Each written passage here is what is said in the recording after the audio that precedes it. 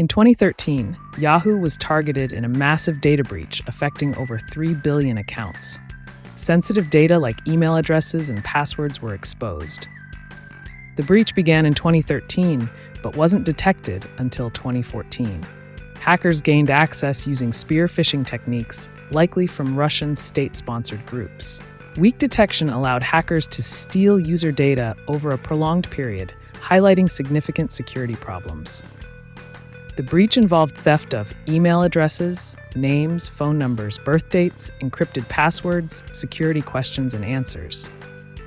Weak encryption and poor internal security allowed attackers to navigate Yahoo's network easily, fueled by phishing attacks.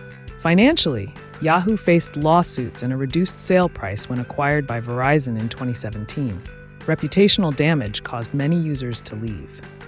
Yahoo's mistakes include delayed response, weak encryption, and lack of internal security controls that allowed free exploration of their network.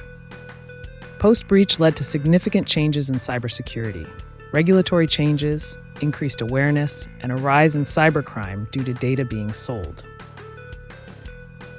Lessons learned include better encryption, faster detection, stronger internal security, and implementing multi-factor authentication for added protection. The Yahoo breach demonstrates the importance of strong cybersecurity practices, highlighting that even major companies can be vulnerable.